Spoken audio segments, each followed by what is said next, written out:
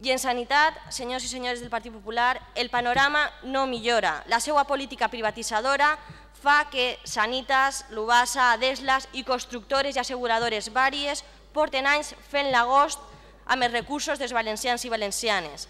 El resultat, la pitjor sanitat pública de tot l'estat espanyol, a la cua en número de llits hospitalaris, a la cua en número de metges, a la cua en número d'infermeres, a la cua en despesa sanitària per càpita, a la cua en utilització de genèrics i, això sí, capdavanters en despesa farmacèutica i capdavanters també pel que fa a les llistes d'espera.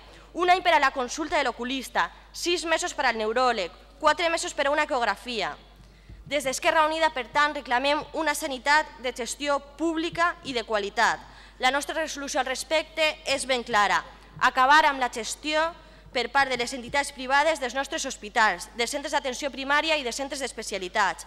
I, per suposat, recuperar la gestió per part de l'Agència Valenciana de Salut de l'àrea de Torrevella, de Manises, de l'Hospital d'Alzira i de Dénia. Però volem anar més enllà.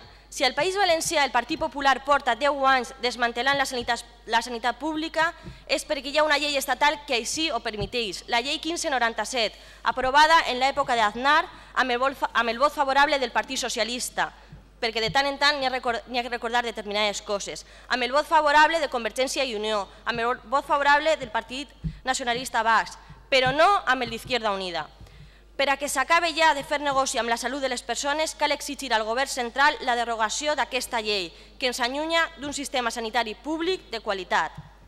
I si el panorama en sanitat és catastròfic, ni dir en salut mental. Ahir ho recordava des d'aquesta tribuna la portaveu d'Esquerra Unida.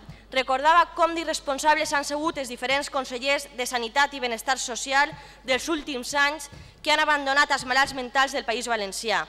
En una de les resolucions que presentem avui en aquesta cambra, instem al Consell a duplicar el número de psiquiatres al País Valencià, augmentar el número d'unitats de salut mental, perquè hi ha 9 comarques que no tenen unitat de salut mental. Instem al Consell a duplicar el número de llits per tal d'arribar als 12 llits per cada 100.000 habitants. Instem al Consell a posar en funcionament un número suficient de centres de rehabilitació i inserció social. I instem al Consell, evidentment, a augmentar el número de places de pisos tutelats. En matèria d'habitatge, des d'Esquerra Unida duem una sèrie de propostes amb un objectiu clar: que el dret a l'habitatge siga una realitat al País Valencià, que les persones amb problemes econòmics que estan a l'atur i sense ingressos no es vegin al carrer. Per això caldrà fer tots els esforços necessaris, mitjançant l'IPSA i mitjançant les caixes d'estalvi. Tenim instruments, facin el favor d'utilitzar-los.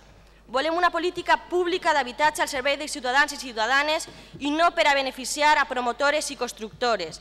I per això cal reduir els preus màxims de venda dels habitatges protegits i cal potenciar el lloguer. A més de tot això, els homes i les dones d'Esquerra Unida volem que el nostre país siga un país solidari i que col·labori a tindre un estat espanyol integrador i amb les portes obertes a aquells que venen ací a treballar, fugint de la fam, de les guerres i de la misèria. Els immigrants han contribuït al creixement econòmic del nostre país i ara, amb la crisi, volem tancar les fronteres a cal i canto. Però, senyors i senyores del Partit Popular i del Partit Socialista, els drets humans no poden estar subjectes a períodes de bonança i exercitar-los només quan les coses van bé.